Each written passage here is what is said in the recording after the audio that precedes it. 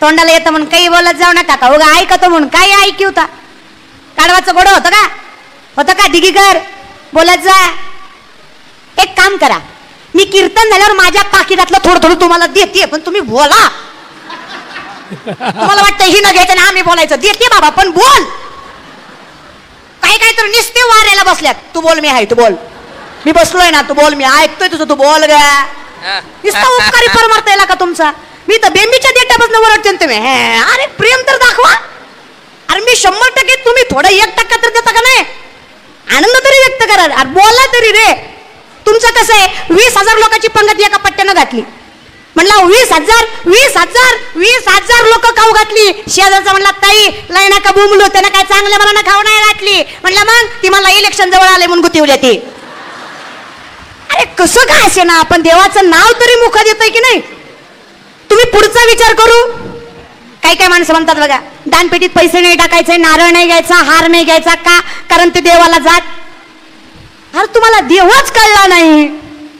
ज्या वेळेस एखादा हारवाल्याचं पोट आपल्या पैशामुळे भरतं ज्यावेळेस एखाद्या नारळवाल्याचं पोट आपल्या पैशामुळे भरतं अरे त्याचं पोट भरतं याचा अर्थ त्याच्यामधल्या भगवंताचा आत्मा शांत होतो मग देवाला गेलंच की रे.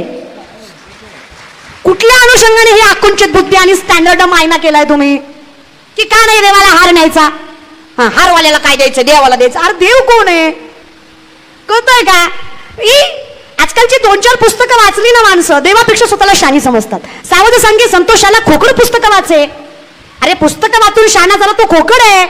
मग ज्ञान कसं पाहिजे मोठं की देहा कुतू मटे निज ज्ञानाची पहाट फुटे सूर्या पुढे प्रगटी प्रकाश जायचा. ज्ञान कसं पाहिजे तशी जसेची वाट न पाहता वैसेची गावा न येता बाळपणीचं सर्वज्ञता वरी तयाते. माऊली सांगतात ज्ञान हे मूळचं पाहिजे. जसं प्रकाश सूर्याच्या अगोदर येतो की सूर्य उगवल्यावर येतो. सूर्य अरे माय बापा हो त्याला पहाटे उठावं लागतं. नाही पहाटे उठच जा कधी अरे 4 दिवसात ना एखाद्या वेळेस झोपला ठीक आहे ना रोज तरी. मी तुम्हाला फार सुरुवातीपासून सांगते की फार सोपा धर्म आहे आपला. आपल्याकडे पहाटे उठायचा नियम आहे काकडा करायचा आणि कार्तिक महिन्यात तरी काकडा करावा. चातुर्मासानंतर काकडा काय करावा कारण देवशयनी एकादशी ही देवाला झोपवायची असते. देव उठणी एकादशी प्रबोधिनी एकादशी जगाच्या मालकाला उठवायची असते आणि जगाच्या मालकाला उठवायची ताकद काकड्यांच्या अभंगामध्ये आहे म्हणून कार्तिक महिन्यात काकडा असतो. कळतंय. आणि विचार करा जे अभंग जगाच्या मालकाला उठवू शकतात ते आपल्याला यश देऊ शकत नाहीत का. विचार करा विश्वाच्या मालकाला उठवायची ताकद ज्या अभंगामध्ये आहे तर तुम्हाला आम्हाला यश सुख संपत्ती देणार नाहीत. कधीतरी विचार करा ना. आमच्या पिढीला काकडा माहित पाहिजे. आता ही जे आमच्या वयाची लेकरं आहेत त्यांना कीर्तन माहित नाही काकडा लय आमची गोष्ट चातुर्मास तर डोक्यातच नाही. अरे कीर्तन अरे काही काही पोरं खुशाल फोन करून म्हणतात आता तुमचा प्रोग्राम ठेवायचा होता. प्रोग्राम करते होय रे मी तुला हो प्रोग्राम दिसतो का हे आमच्याकडे सप्ताह होता आणि तुम्हाला सप्त्यात घुसवायचं होतं. घुसव महाराज ह्यांना ही माणसं म्हणजे काय तुम्हाला डोंबराचा खेळ दिसतो का काय की तुम्ही वागवाल तसे आम्ही वागणार आणि तुम्ही म्हणाल तसे आम्ही नाचणार. अरे आम्ही नाचणार ते फक्त भगवंताच्याच तालावर हे कायम लक्ष द्या. अरे आमच्याशी नीट वागलात ना आमचं धोतर सोडून तुमची लाज राखू पण आमच्या नादी लागलात ना खाली झेंडा दांडावर करून धोतराची ताकद दाखवू. शळपाटलेले समजू नका रे. अरे गाव आमची माती आमची परंपरा आमची संस्कृती आमची. अरे पिढ्याने पिढ्या आमच्या पूर्वजांनी इथं देह पणाला लावला मग इथं साम्राज्य सुद्धा आमचंच असलं पाहिजे. विश्वासाने जगणारी माणसं आहेत ही. नम्रता संप्रदाय शिकवते पण त्याच ठिकाणी बाधा टाळायची सुद्धा या संप्रदायात ताकद आहे. ही जर जगाला सुखी करू शकते तर स्वतःचं सामर्थ्य सांभाळणार नाही का. काहीतरी विचार करत जा रे. खुशाल लोक की तुमचं तुम्हालाच आणावं लागतंय का आम्ही आणावं लागतंय. उक्त दी तुझं सोयाबीन खुरपी ते मुकादम मी दी गुत दी हे कारागीर आहे घरला आणते माराय काय बोलताल का. त्याच्यापेक्षा भांगार तुमची सुपारी किती म्हण किती देतो सांग किती देता. माझ्या आईच्या दारात सोन्याचं झाड आहे विचार करा घरात किती असेल. जयाची द्वारी अंगी आईसे बळ. माझ्या बापाची 65 लाखाची सावकारकी. माझ्या बापाची नाही तुकोबरायाची माझ्या बापाची नाही आमच्या सगळ्यांच्या बापाची. कुठले संत गरीब आहेत सांगा नाथ बाबांच्या घरीला पाहुणा सोन्याच्या ताटात आणि चांदीच्या वाटीत जेवत होता. अरे 800 लाखो माणसं कीर्तनाला बसायचे आणि नाथ बाबा प्रत्येकाला सोनं चांदी वाटायचे. एवढं सामर्थ्य नाथ बाबांमध्ये होतंय. अरे कुणाला टाळ्या वाजू वाटलं तर वाजवा, आमच्यासाठी का तरी वाजवीत जा. Hello hello. ह्याला आपल्याला खूप होत रे, गरीब बिरीब. आणि काय स्टँडर्ड राहायचं. आजच्या कीर्तनकारांनी स्टँडर्ड राहायचं, धोतर घालायचं, जॅकेट घालायचं, पण टाईटच घालायचं. हे कलियुग आहे. इथं दिसलं तर खपतंय. इथं ज्या साबणाने गोरं होतं ते साबण खपत नाही. ज्या साबणाला हिरोईन गोरी वापरली ती साबण खपतोय. आता ह्याला कोणी सांगा तिची आई गोरी होती म्हणून ती गोरी आहे. ते काय साबणाला अनिवार्य सुंबड्या. मूर्खासारखं वागणं लागा तुमचं. पण कवर गोड तरी बोलावर. तुम्ही गोड बोलून आमचाच काटा काढता रे. तुम्ही आम्हालाच ग्रँटेड धरता. अरे सामर्थ्य तरी लक्षात घ्या रे मायबाप. अरे चला येडे आम्ही, येडे रे आम्ही. शाने नाही, कुठे शाने म्हणतो, येडे आम्ही. पण इमानदारीनं सांगा माय, आईला 2 लेकरं, पण या 2 लेकरात जगाचा नियम आहे. एक शहाणा असतं, एक येडं असतं. बरोबर आहे. एक शहाणा असतं, एक शहाणं असतं. खा म्हणलं की खातं, शाळेत जा म्हणलं की जातं, बस म्हणलं की बसतं, उठ म्हणलं की उठतं. दुसरं अगदी उलट असतं. ती माणसं बघून मुदाम करतो. त्याला माहिती आहे माणसात काहीच करीत नाही. एकट्यात हानीन पण माणसात काय करीन. ती एकटा असल्यावर ग बसतो, पण माणसं बघून उड्या मारतो. माणसं बघून मोबाईल मागणार, माणसं बघून रडणार, माणसं बघून त्याच्या ताटातलं खायला मागणार. लोकांनी म्हणावं काय संस्कार आहे का नाही लेकराला. आई मधल्या मध्ये दाता खाती पण माणसात काय करते म्हणतो गप की गप. काय करीन काय माणसात केल्यावर काय करीन. ती येडे. ती कसं आहे येडे. पण आई शांत करण्याने सांगा दिगीच्या माय मावल्या, काळजी कोणाची वाटते, शाण्याची काय येड्याची. आमचं बी तसंच आहे. आमची जी पंढरीची माय आहे ना, आम्ही येडे रे, शाणे नाही. पण आमच्या आईला आमची काळजी वाटते, त्याच्यामुळे त्याची कृपा आमच्यावर आहे आणि तिच्या कृपेनं परिपूर्ण असणारी आम्ही लेकर आहेत. मग आमचा थाट असणारच की. अरे आम्ही राजस असणारच की. फक्त आम्हाला अहंकार लागू नये पण स्वाभिमान सोडू नये एवढं सामर्थ्य आमच्यात. अहंकार वेगळा, स्वाभिमान. आम्ही दैवाचे हा स्वाभिमान आहे. धन्य आम्ही जन्मालो दास विठोबाचे स्वाभिमान आहे ना. भाग्यवान माणसं आहेत आम्ही. आमच्या गळ्यात माळ आहे, कपाळाला गंध आहे, हातात ज्ञानेश्वरी आहे, मुखात गाथ्याचे अभंग आहेत. विचार करते मी काय भाग्यवान असेल ती पिढी ज्या घरामध्ये ज्ञानेश्वरी वाचली जाते, ज्या घरामध्ये हरिपाठ गायला जातो, ज्या आईबापाच्या गळ्यात माळ आहे, ज्यांच्या लेकरांच्या मुखात भगवत भक्ती आहे. अहो त्या पिढीचा जगाचा मालक सांभाळ करतो. एवढी कृपा जगाच्या मालकाची. काय भाग्यवान असतील ती लेकर. मग काय दलिंदर असेल तो बंगलावाला, त्याच्या बंगल्यात हरिपाठ नाही, त्याच्या बंगल्यात फक्त माणसं वेगळेच. कधीतरी विचार करत जा रे. अवघड होईल आयुष्यात कधीतरी. मराठी शिक्षण राहणार नाही, फक्त इंग्लिश मिडियम असेल आणि इंग्लिश मिडियमची मॅडम फाळ्यावर एक चित्र काढेल आणि चित्राकडे बघून लेकरांना शिकवेल. Listen carefully children, this is the buwa. You know what I mean. पुढे विचारतील व्हॉट इज द बुवा. तो असतो ना फेटा बांधायला, कंबर बांधायला इठल इठल करतो, दॅट इज द बुवा.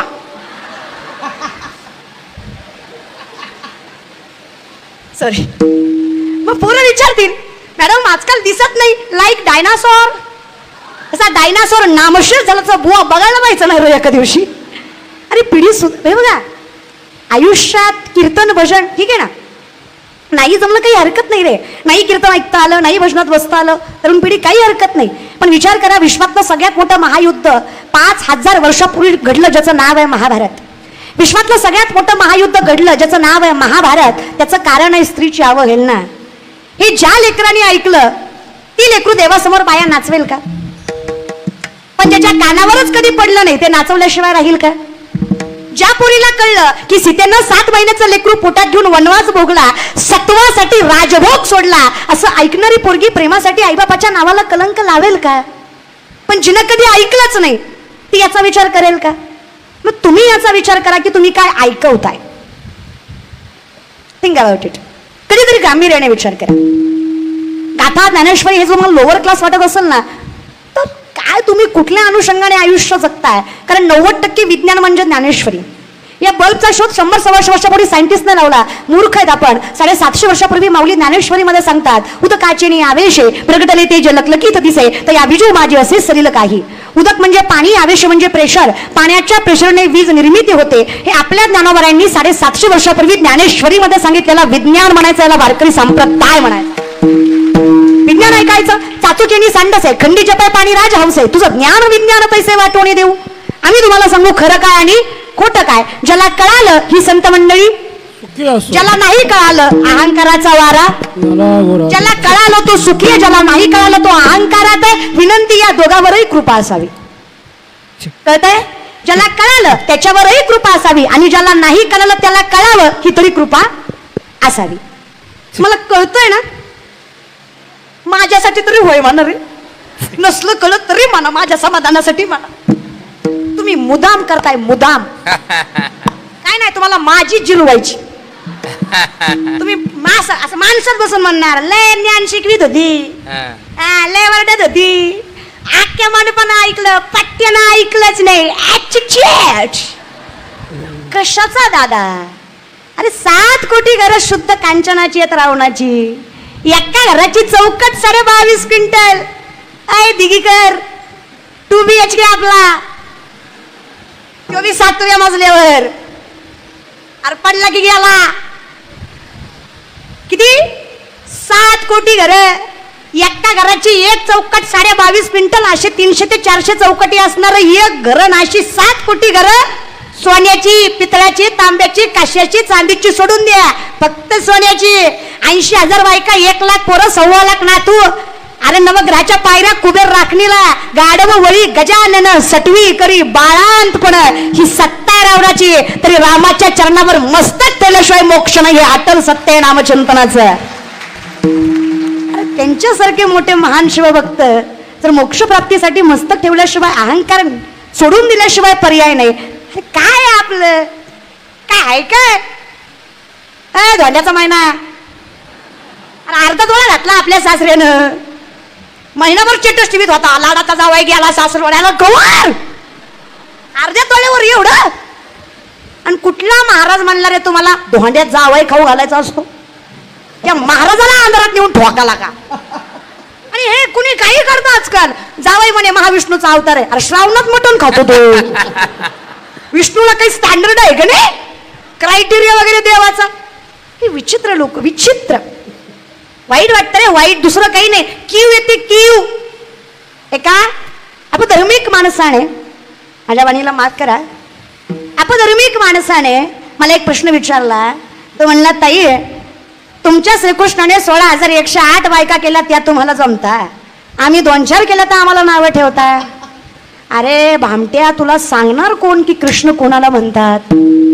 तुला कळण्यासाठी अरे आजन्म नामचिंतन करावं लागेल, तरी पदरात पुण्य नाही पडणार. आणि हे जर डोकं वापरत जा.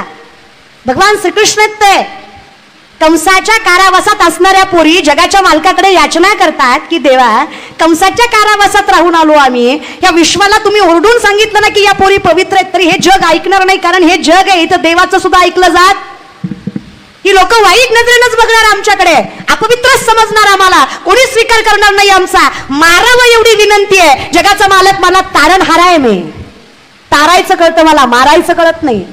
काळजी करू नका. या विश्वात जेव्हा जेव्हा तुमची आठवण काढली जाईल ना, त्याच्या समोर माझं नाव लागलं जाईल. एवढं सामर्थ्य तुमच्यात असेल, तुम्ही माझ्या पत्नी म्हणून ओळखला जाल. हे सामर्थ्य जगाच्या मालकाने त्या पोरींना दिलं. पण एकाही पोरीचा स्पर्शही केला नाही शरीराला, त्याला हिंदू धर्म म्हणायचा.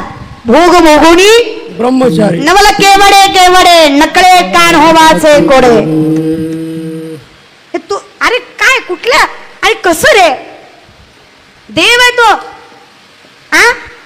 आणि राधाकृष्णाचं लग्न झालं नव्हतं म्हणे. तुम्हाला राधाकृष्ण माहित आहेत का? कोण राधा कोण कृष्ण हे 2 वेगळे आहेत का?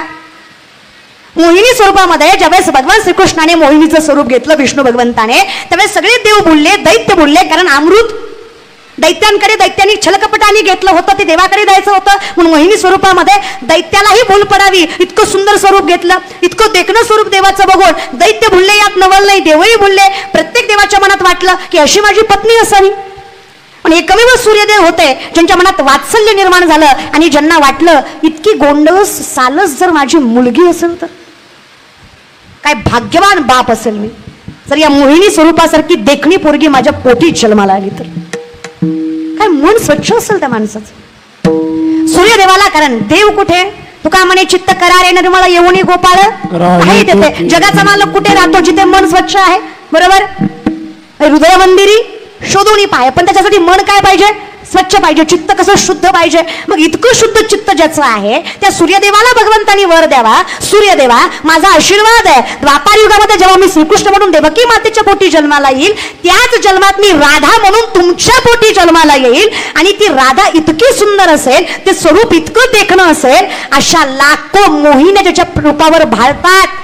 अख्खं त्रैलोक्य ज्याच्यावर प्रेम करतं, तो त्रैलोक्य ना तिच्या प्रेमात असेल इतकं सामर्थ्य त्या राधेमध्ये असेल. ही राधा आहे रे. मग कोण राधा कृष्ण, काय फरक या दोघांमध्ये, नामाचीच अंतरे. मग आम्हाला जे वाटतं की राधा कृष्ण कल्पनेची, हे असत्य. आम्हाला देव वेगळा. तुम्ही मला सांगा, तुम्ही खाली बसलाय, मी वर बसलीये, वर उभा आहे, हा भेद आहे की व्यवस्था आहे? काय व्यवस्था आहे. तुम्हाला मी दिसावी, मला तुम्ही दिसावी केलेली व्यवस्था आहे. राम अवतार, कृष्ण अवतार, शिव अवतार, महारुद्र अवतार, अजून कुठलं तुम्ही जे कुठले भगवंत घ्याल, ही भगवंताची केलेली व्यवस्था आहे, याच्यात भेद नाहीये. मग देवते संत निमित्त त्या प्रतिमा. मग मागणारा आणि देणारा एकच असेल तर मागणं पूर्ण होणारच. बरं, मागणं जर जगाच्या हितासाठी असेल तर मागणं पूर्ण होणारच. रावणाच्या इच्छा पूर्ण नाही झाल्या, पण माऊलींची इच्छा पूर्ण झाली. का झाली? कारण ती जगाच्या हितासाठी होती. संसार दुःखाचा असेल तरी सुखाचं करायचं सामर्थ्य माऊली सांगतात, कारण त्याचं वर्म जाई नगे माये. तुमचं वर्म जर शाश्वत पद्धतीने सामर्थ्यवान आहे ना, वर्म बघा, जगाचा मालक मिळावा याच्यासाठी केलेली साधना म्हणजे वर्म आहे. जिथे द्वारकेचा राणा पांडवागरी हे आमचं फळ आहे, आसोनी संसारी हे आमचं कर्म आहे, तिथे हरिमुखे मना हे आमचं वर्म आहे. कळतंय? कर्म चुकत अदर्शन संतत आणि कर्मानुबंधिनी मनुष्य लोके. ज्याला कर्म चुकवता आला तो योगी, ते माऊली. कळतंय? योगी तोही करीती परी कर्मे तेनी न बंदी जाती. जे सांडिले आहे संगती अहम भावाची. कर्मालाही चुकवायची ताकद नामधारकामध्ये आहे. मग जिथे आम्ही वर्णन करतो, काळ गुलाम सलाम करी, काळ गुलाम सलाम करी, तू कया घरी रागत असे, तू कया घरी रागत असे, काळ गुलाम सलाम करी, काळ गुलाम सलाम करी, काळ गुलाम सलाम करी, गुलाम सलाम करी. हे सामर्थ्य काय? कारण आवडीने भावे. कोण तुकोपर आहे? तुकोपर आहे ज्या मातीवर चालतात ती माती विठ्ठल विठ्ठल म्हणते. ज्या दगडाला हात लावतात तो दगड पांडुरंग होतो. ज्या माणसाकडे बघतात तो माणूस विठ्ठलमय होतो. तुकोबराय कीर्तन करायला लागले पुणे जिल्ह्यामध्ये नायगाव मध्ये मेलेला पोरगा उठून उभा राहतो. एवढं सामर्थ्य ज्या तुकोबरायांमध्ये. काय नावधारणा असेल त्या माणसाची. तर तो माणूस आहे का हे आम्हाला कळावं. ते व्यक्तिमत्व आहे का? नाही, तो अवतार आहे. ते व्यक्तिमत्व आहे का? नाहीये, ती कृपा आहे. चमत्कार आणि कृपा यात फार फरक आहे. महाराज लोकांच्या पाया पडल्यावर लेकरू होतं म्हण, माणूस आहे का भूतोय तू. अशी जर पाया पडण्यानी पोरं झाली असती, बायको बॉम्बलाई केली असती. भाषा माझी नाही, नवसे कन्यापुत्र होती तरी का करणे लागे पती, नेने फुंको कारण नाही एकांतीचे ज्ञान माझ्या तुकोबरायांची भाषा कल्पनेची. कळतंय तुम्हाला? जो माणूस स्वतःचं कौतुक करतो, जो माणूस स्वतःचं कौतुक करतो तो परमार्थ करत नाहीये. पण जो व्यक्ती फक्त जगाच्या मालकाचं कौतुक करतो त्याच्यासारखा परमार्थ दुसरा कोणाचा नाहीये, हे कायम लक्षात ठेवा. कौतुक कोणाचं करावं? त्याच तो आपलं करतो ना, वारे हाती माप कीर्तिमुख त्याचे, तो करतोय ना कौतुक. आजकालची लोक त्याच्या सोप्यावर बसा, ती सोप्याचा पांगच फेडतोय. आपलं काय ऐकूनच घेत नाही, त्याच सांगणार मी याचा अध्यक्ष, त्याचा उपाध्यक्ष, त्याचा सचिव, त्याचा चेअरमन, त्याचा सरचिटणीस. आपल्याशिवाय गावचं पान हलत नाही साहेबाचं, ना आपलं लय जमतं ताटाला ताट लावून बसतो आपण साहेबाच्या. आणि आपली बायको लय मोठ्याची हान. मग आम्हाला आता हानतो का काय लागा? बर चल, काय वाटतं तुम्हाला? संतांच्या बायका गरीब होत्या. नामदेवरांची बायको राजाई 3.5 क्विंटल सोन्याच्या पलंगावर माहेरी झोपायची. बरं का, दिघीच्या माय मावल्या 3.5 क्विंटल सोन्याचा पलंग होता. नामदेवरांच्या बायको राजाई मातेला माहेरी झोपायला, तरी नवऱ्याच्या घरी जी शिवाय बोलत नव्हती. चहा म्हणजे पाणी म्हणजे जे तुमचं बरं आहे ना. आमची नावाने हाका मारती, कधी येतो सचिन? अरे कधी येतो? येतो येतो. तू असं बोललं की लवकर येतो, नशीब मध्ये धडकतो नाही. परंपरा, पिढी आहे. स्टँडर्डनेस आयुष्यात असावा. नवीन गोष्टी स्वीकाराव्या, पण जुन्या गोष्टी सोडू नये. या भारतातली पहिली महिला डॉक्टर आनंदीबाई जोशी. या भारतातली पहिली महिला डॉक्टर आनंदीबाई जोशी. नवऱ्याचा हट्ट आहे, बाई डॉक्टर व्हायचंय तुला, तुला खराच परमार्थ करायचा आहे. आजकालच्या जुन्या बायका किंवा आजकालच्याही बायका पुरुषांकडे तपासणीसाठी कम्फर्टेबल नसतात. तू जर डॉक्टर झाली, तुझ्यामुळे जर 4-5 बायकांचा जीव वाचला, हा तुझ्यासाठी सगळ्यात मोठा परमार्थ असेल. तू शिक्षण घे. कसा नवरा म्हणावा त्याला? तू शिक्षण घे. भारतामध्ये फॅसिलिटी नाही की मेडिकल एज्युकेशन मिळावं. इंग्लिश युनिव्हर्सिटीमध्ये शिकायला पाठवलं नवऱ्याने, आणि युनिव्हर्सिटी सांगतेय जर आमच्या कॉलेजला ऍडमिशन पाहिजे तर आमचा धर्म आणि आमची संस्कृती स्वीकारायची. काय धर्म? ख्रिश्चन. काय संस्कृती? गुडघ्यापर्यंत स्कर्ट, त्याच्यावर शर्ट, त्याच्यावर टाय, आणि मग कॉलेज. आनंदबाई म्हणल्या, का रे माझ्या नववारी डॉक्टर होत नाही का? होऊन दाखवते. नाही स्वीकारणार. ऍडमिशन तर घेणार, पण तुमच्यासारखं जगणार, माझं सोडणार. फक्त धर्म न स्वीकारल्यामुळे, त्यांचं न ऐकल्यामुळे आनंदीबाईला फरशीवर बसवलं जायचं आणि यांची सगळी लेकरं बेंचवर बसून शिक्षण घ्यायची. आजकालच्या पोरींचा एक फार सोपा शब्द आहे, ऑकवर्ड. आम्ही विचारलं, का ग माई का कपाळाला गंध लावत नाही? जा बाई, ऑकवर्ड वाटतं. ओके, हा. का ग बाई का, म्हणजे का ज्ञानेश्वरी वाचत नाही, का गाथा वाचत नाही, कोणीच वाचत नाही, मला ऑकवर्ड वाटत. Awkward, okay, uncomfortable. आनंदीबाईंना नसेल का वाटलं? त्यांच्या शेजारच्या सगळ्या पोरी स्कर्टवर फिरायच्या आणि त्यांच्या खांद्यावर पदर होता. पण त्यांना माहित होतं या पदरात सामर्थ्य आहे, ही माझी संस्कृती आहे, ही माझं नाव करणार. विचार करा, सगळ्यांनी नाकारलं, फरशीवर बसवलं, पण ज्ञान कमी जास्त नाही. या भारतातली पहिली महिला डॉक्टर. विचार करा, खाली बूट, त्याच्यावर सॉक्स, त्याच्यावर नऊवारी, खांद्यावर पदर, कपाला कुंकू, गळ्यात डोरलं घालून, हिरव्या बांगड्या घालून या भारतातली पहिली महिला डॉक्टर झाली ती आनंदीबाई जोशी. आजही इतिहासात सुवर्णाक्षरांनी नाव आहे त्यांचं. संस्कृतीत फार ताकद आहे. स्वीकारा की, नवीन स्वीकारा. हे बघा, हे पण तुम्हाला मान्य करावं लागेल की पहिल्या पिढीपेक्षा आत्ताची पिढी हुशार आहे. हे मान्यच करावं लागेल. यात नाकारून चालणार. पहिल्या पोरांपेक्षा आत्ताची पोरं हुशार आहेत. पहिल्यापेक्षा आत्ताचं मॅनेजमेंट, टेक्नॉलॉजी, सगळ्याच गोष्टी जास्त आणि गांभीर्याने मोठ्या आहेत. हे मान्यच करावं लागेल. जे तुम्हाला कळत नाही, तुमच्या नातवाला कळतं. जो मोबाईल तुम्हाला समजत नाही, तो सॉफ्टवेअर मारून रिकामा होईल, त्याला कळतं. कळतं, बरोबर आहे. जो तुम्हाला कळत नाही, तुमच्या लेकीला कळतं. याचा अर्थ ती हुशार नाही असं. हुशार ती आहे. ती हुशार आपल्यापेक्षा सुद्धा आहे. पण चुकतंय काय? मार्गदर्शन. चुकतंय काय? वर्म. कल्पनेची ती असत्याला सत्य मानतीये, तिच्यामुळे त्याला यश मिळत नाही. बघा, एक माणूस एका महाराजाकडे गेला, म्हणला वर्षात लेकरू झालं पाहिजे. महाराज म्हणला हरकत नाही, नारळ घे, तुला वर्षात होईल. हा वर्षानं माघारी आला, म्हणला भामता येतो, वर्ष झालं लेकरू नाही. महाराज म्हणला दुसरा घे, पण माणसात बुमलू नको, झालं नाही. मुर्दे तिकडे महाराज. तो म्हणला हरकत नाही, दुसरा घेतला. 2 वर्षाने आला, म्हणला पक्का भामता येतो. 2दा नारळ घेतला, एकदा लेकरू नाही. महाराज म्हणला आजपर्यंत माझा नारळ फसला नाही, तुझ्या बाबतीत 2दा फसला, तुझंच काहीतरी चुकतंय. अचानक महाराजाला आठवलं. महाराज म्हणले, काय जेवढी माणसं माझ्याकडे लेकरू मागायला आली, सगळी बायको घेऊन आली, तू 2दाही एकटा आला. तुझी पत्नी कुठे आहे? ती म्हणला लग्न नाही झालं महाराज.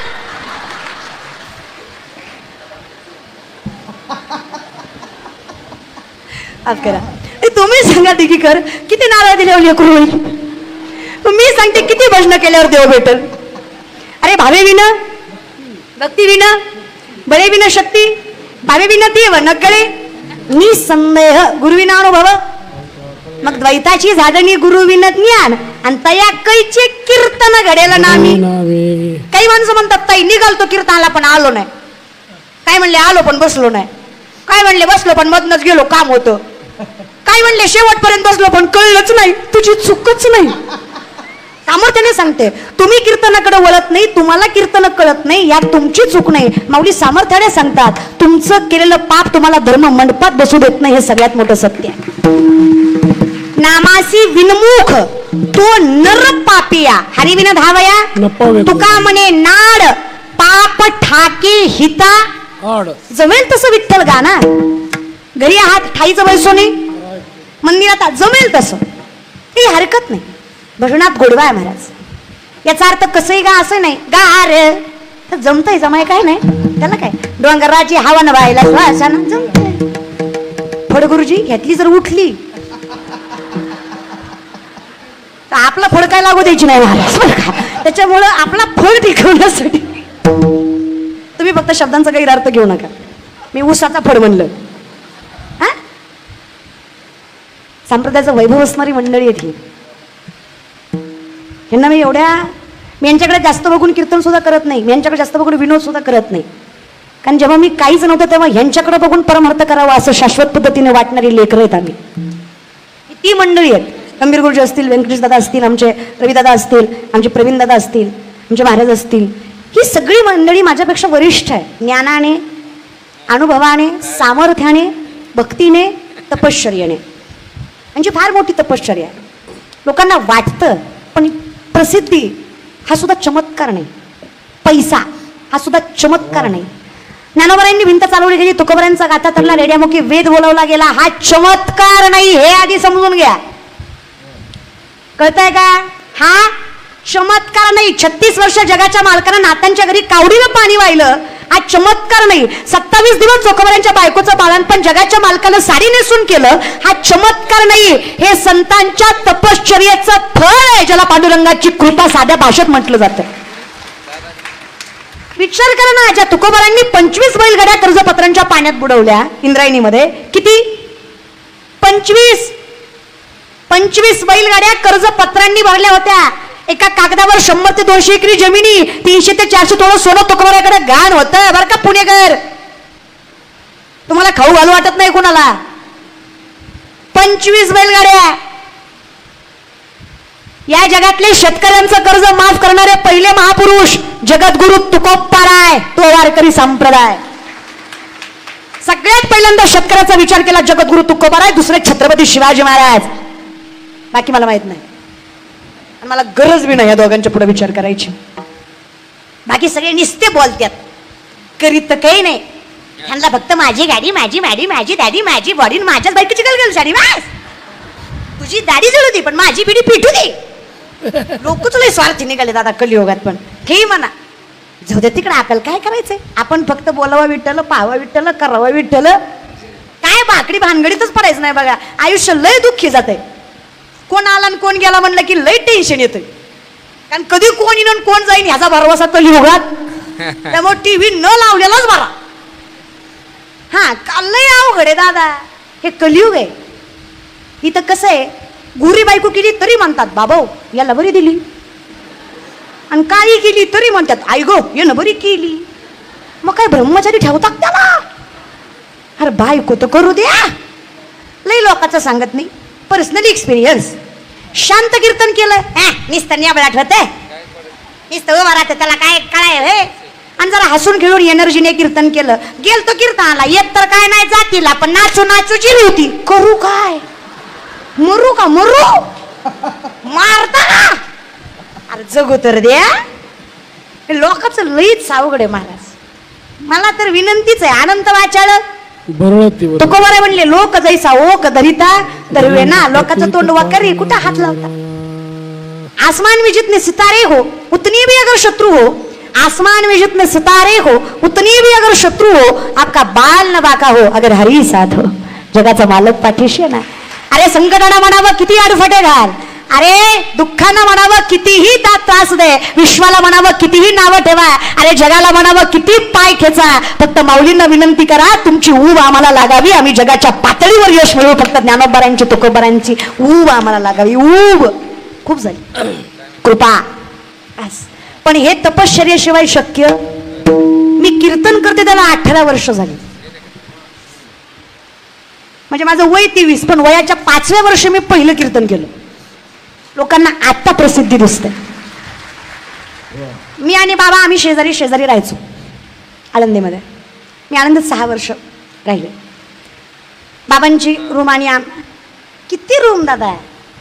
ह्याचा एक चतकोर भाग, कुठल्या आपल्या व्यासपीठाचा एक चतकोर भाग, रवी गुरुजी एक चतकोर भाग. त्यात मी, माझे वडील, माझी आई, माझी बहीण, माझा भाऊ अगदी 3 ते 4 महिन्याचा तेव्हा आळंदीला आणला. मी मोठी, माझी बहीण लहान, त्याच्यापेक्षा माझा भाऊ लहान. सगळं तिकडलं सोडलं गावाकडलं आणि आळंदीत आलो. तेव्हाही मी कीर्तन करायचे, पण एवढ्या शाश्वत पद्धतीने नाही, एवढं विचारधारणेचं, फक्त कीर्तन करायचं म्हणून, एखादा अभंग सोडवायचा म्हणून, जे लहान वयात जसं जमेल तसं. तेव्हा मी होते 4थीला, पहिल्यांदा आळंदीत मी 4थीला गेले. तेव्हा एवढी अवस्था वाईट होती की तेवढ्याशा घरात राहायचो, तिथंच किचन, तिथंच वॉशरूम, तिथंच सगळ्या गोष्टी, तेवढ्याच रूममध्ये. लोकांना आताची प्रसिद्धी दिसते, लोकांना तपश्चर्या दिसत नाही. मी आणि माझ्या वडिलांनी, हे माझं वडील आहेत, मी आणि माझ्या वडिलांनी 10 वर्ष एसटीने प्रवास केला. तेव्हा कुठं आता गाड्या दिसतात रे, पण लोकांना आता दिसत्यात, हे लय प्रॉब्लेम आहे. आता लोकांना लय दिसत्यात, ह्यांना काय पाकिट घेते बोंबलत फिरते ती. तू चल 2-4 दिवस चल, तुला दाखवतोय कसं असतंय महाराज. आयुष्यात महाराजासोबत कोण फिरत नाही, वा आणि आयुष्य गाडीत असतं. अरे कधी मरेल याचा भरोसा, वा वा. पण मरत नाही, कारण गाडी चालवायला जगाचा मालक असतो.